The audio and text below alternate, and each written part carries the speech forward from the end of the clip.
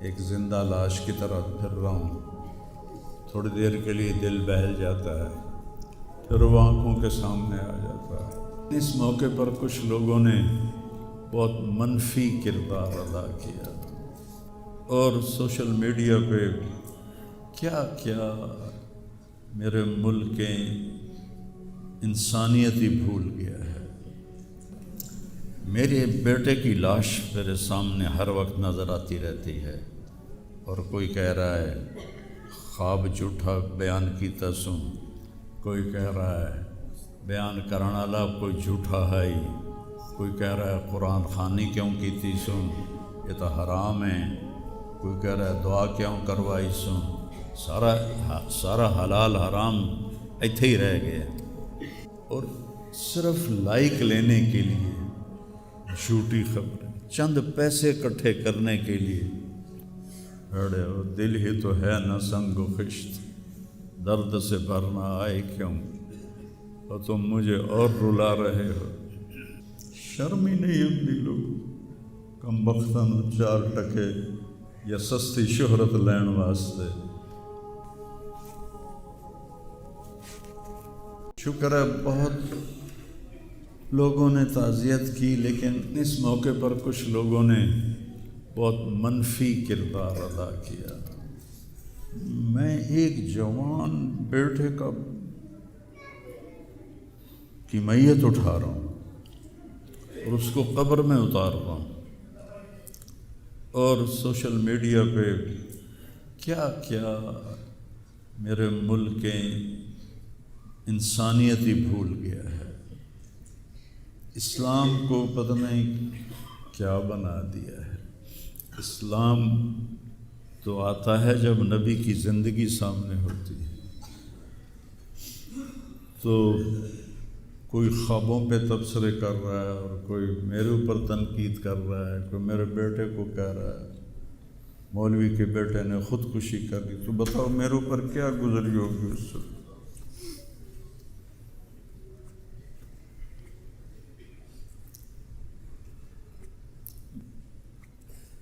حضرت عمرو ابن ابسہ سے پوچھا یا رسول اللہ سب سے اعلیٰ درجے کا اسلام کیا ہے؟ ایک گل غور نال سنیں، سب سے اعلیٰ درجے کا اسلام کیا ہے؟ آپ نے فرمایا من سلم المسلمون من لسانہ و یدہ، جو کسی کو اپنی زبان اور ہاتھ سے تکلیف نہ پہنچائے وہ سب سے اعلیٰ درجے کا مسلمان. اب یہاں حال یہ ہے کہ دنیا دار ہوں، دیندار ہوں، علماء ہوں، ان کی زبانوں سے الفاظ نہیں نکلتے، ان کی زبانوں سے آگ نکلتی ہے، ان کی زبانیں آگ برساتی ہیں. تو جب زبان آگ برسائے گی تو دل نفرت سے بھرا ہوگا. لیکن میں نے کہا یا اللہ میں نے تجھ سے وعدہ کیا تھا کہ میں اپنی وجہ سے کبھی کسی سے نفرت نہیں کروں گا، کسی سے بغض نہیں رکھوں گا، کسی سے قطع تعلق نہیں کروں گا. آج مجھے یہ وعدہ پورا کرنے میں زور لگانا پڑ رہا ہے کہ ایک طرف مجھے اپنے بیٹے کی لاش نظر آتی ہے، ایک طرف ان نادانوں کے تبصرے نظر آتے ہیں.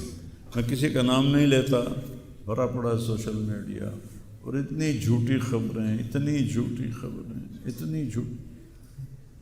زخم پہ مرہم لگاتے ہیں یا نمک چھڑکتے ہیں، اور وہ اسلام سمجھ کے کر رہے ہیں. میرے بیٹے کی لاش میرے سامنے ہر وقت نظر آتی رہتی ہے، اور کوئی کہہ رہا ہے خواب جھوٹا بیان کیتا سوں، کوئی کہہ رہا ہے بیان کرنا والا کوئی جھوٹا ہے ہی، کوئی کہہ رہا ہے قرآن خوانی کیوں کیتی سوں، یہ تو حرام ہے، کوئی کہہ رہا ہے دعا کیوں کروائی سوں. سارا حلال حرام ایتھے ہی رہ گیا. ایک زخمی باپ کے زخم پر پھنبا رکھنے کی بجائے میں نے بڑے انسان زندگی میں صدمے دیکھتا ہے، ناگواریاں دیکھتا ہے. میں نے بڑی بڑی ناگواریاں دیکھی، لیکن عاصم کی ناگواری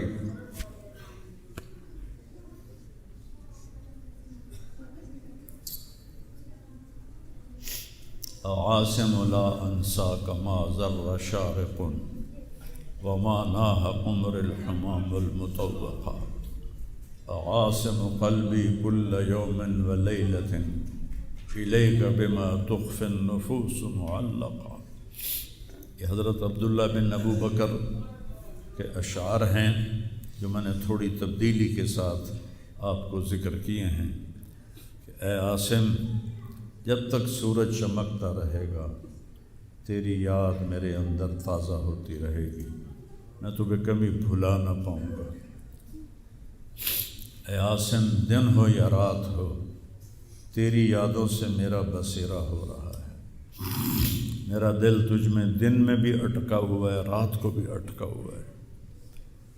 یہ اس وقت میری حالت ہے، تو میں اس کانپتے ہاتھ کو دیکھتا ہوں، پھر یہ شعر پڑھتا ہوں، ترکت اباک مرعشۃ یدا، تو نے کس حال میں باپ کو چھوڑا کہ اس کے ہاتھ کانپ رہے ہیں، وَأُمُّكَ لَا تُسِيغُ لَهَا شَرَابًا، اور تیری ماں کا سینہ اتنا گھٹ گیا ہے کہ اس کے اندر پانی بھی نہیں جا رہا جو سب سے آسانی سے چلا جاتا ہے۔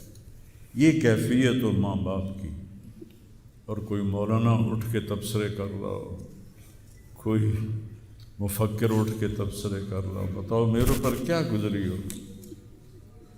اس لیے میرے نبی نے فرمایا کہ زبان کو روکنا ساری شریعت کا خلاصہ ہے۔ دین بیان کرتے ہوئے جن کی زبانیں زہر بن جائیں اور شعلے برسائیں، ان کو بھگتنا پڑے گا آخرت میں۔ میں نے اپنا حصہ معاف کر دیا، میں کہ یا اللہ میں نہیں چاہتا، میری توبہ کہ میری وجہ سے تیرے محبوب کے کسی امتی پر کوئی تکلیف آئے، میں نے سب معاف کر دیا۔ لیکن اللہ کا نظام تو چلتا ہے پھر، اور صرف لائک لینے کے لیے جھوٹی خبریں، چند پیسے اکٹھے کرنے کے لیے، وہ یہ نہیں جانتے کہ ایک باپ کا زخمی جگر اور کتنے زخم گہرے ہو جائیں گے تمہارے چند پیسوں کے لالچ، اور کرنے کو کوئی باتیں ہیں نہیں۔ اور جو اس قسم کی واہیات بولتا ہے اس کو لوگ سنتے بہت، کوئی مثبت بات کرتا ہے تو اس کو سنتا کوئی نہیں۔ میں نے اپنا دکھ آپ کے ساتھ شیئر کیا ہے، اور آپ کو نصیحت کرتا ہوں اپنی زبان کی حفاظت کریں۔ میرے نبی نے کبھی ممبر پہ کھڑے ہو کر کسی کو برا بھلا نہیں کہا، عبداللہ بن ابی کو بھی برا بھلا نہیں کہا، مجلس میں بیٹھ کر کسی کو برا نہیں کہا، اور تو یہ کرتا ہے، مرتے دم تک آپ نے یہ کسی کو نہیں کہا۔ کسی کی کمی بھی دیکھی تو نظریں جھکا لی، اس کی کمی کو اچھالا نہیں۔ ہمارے ہاں، ہمارے خطیبوں کے ہاں یہ دین بن چکا ہے کہ ان کے سامنے میرے نبی کی سیرت نہیں ہے،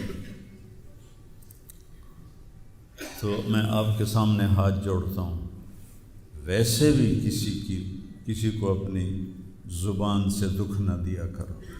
چہ جائے کہ ایک جوان بیٹے کی موت کا غم لیے ایک زندہ لاش پھر رہی ہو، اور اس کو پتھر مارے جائیں، اور اس پر اپنے غصے کو نکالا جائے۔ بڑے دکھ کی بات ہے بھائی، بڑے درد کی بات۔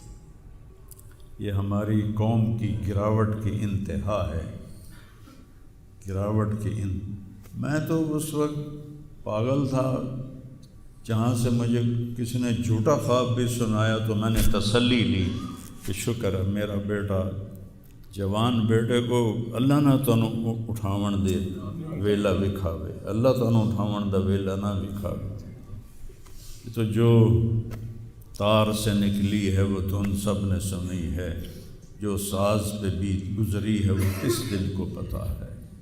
یہ تو وہی جانتا ہے جس پہ یہ صدمہ گزرتا ہے، وہی جانتا ہے جس کا جگر ٹوٹے ٹوٹے ہوتا ہے، اوروں کو کیا پتہ کہ اولاد جوان اولاد کا، اور میرا بچہ یہ اتنا نیک تھا، کبھی غیبت نہیں کرتا، کبھی غیبت نہیں کرتا، کسی سے نفرت نہیں کرتا تھا، کسی کی غیبت کرنے نہیں دیتا تھا، کسی کی برائی کرنے نہیں دیتا تھا۔ یعنی اس کی آپ بات سنو کہ یا اللہ جن جن لوگوں نے پاکستان کو لوٹا ہے اس میں جتنا میرا حصہ لوٹا ہے میں نے سب کو معاف کیا۔ ایسے اخلاق والا بچہ میرا مر جائے اور مجھ پر تان و طنز ہو رہا ہو، قرآن خوانی کیوں کرائی، کوئی کفر کر دیتا ہے، اسلام ہی چوں نکل گیا۔ یہ دیوبندی بریلویوں نے آپس میں لڑ کے پوری امت کا بھولیا بگاڑ کے رکھ دیا۔ خطیبوں نے، میں صحیح علماء کی بات نہیں کر رہا، خطیب چاہے دیوبندی کے ہوں، چاہے اہل حدیثوں کے ہوں، چاہے وہ بریلویوں کے ہوں، چاہے وہ شیعوں کے ہوں، سوائے نفرت کی آگ بھڑکانے کے ان کے پاس اور کوئی موضوع کوئی نہیں۔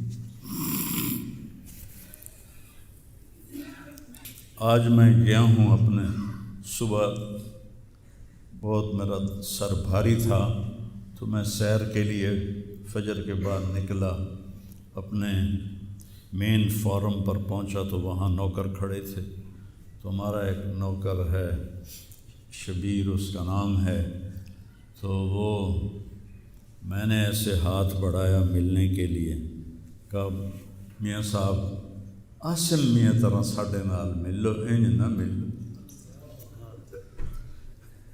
میں کیا وہ کیویں ملدا ہے؟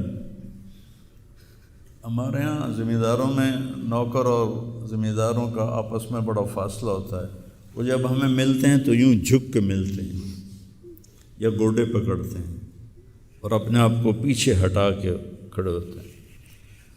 تو وہ شبو نے کہا جی ہم میاں صاحب سے ملتے تھے ایسے ہی جی میں ساڑھے نال مل دیں، تو وہ کہتے یار تم لوگوں کو تو ملنے کا طریقہ ہی نہیں آتا، ہاتھ کھولو۔ ان کے ہاتھ کھلوا کے ان کو جپھا ڈالتا تھا اور ان کے کپڑوں پہ مٹی لگی ہوتی تھی۔ ایسا میرا بیٹا گیا۔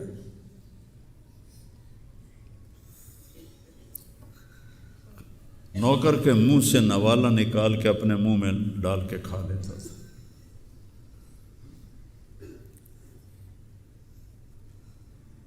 کبھی اس کی جیب میں پیسے نہیں ہوتے تھے، جو بھی دیتے وہ ادھر دے دیا، ادھر دے دیا، ادھر دے دیا، ادھر دے دیا۔ نئی گاڑی میں کوئی غریب آدمی کو بٹھاتا نہیں ہے، وہ نئی فارچون میں وہ پاگل کو بٹھاتا تھا۔ یہ بھی مذاق بنا دیا لڑکا، ہائے ہائے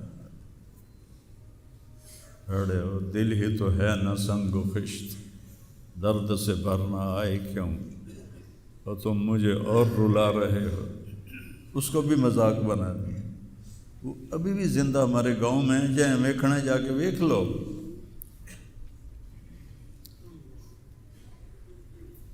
اور اس نے کہا کہ میرے رب نے میری بخشش کر دی اس ملنگ کی خدمت کی وجہ سے۔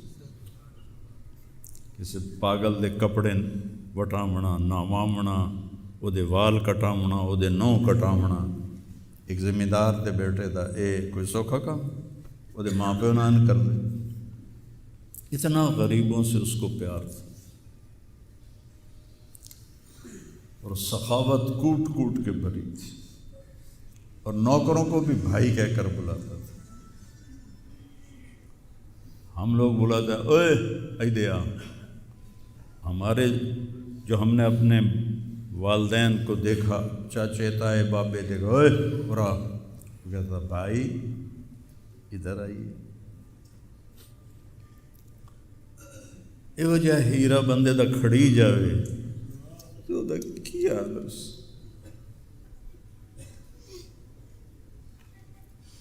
شرم ہی نہیں ہوتی، لوگ کم بختاں چار ٹکے یا سستی شہرت لین واسطے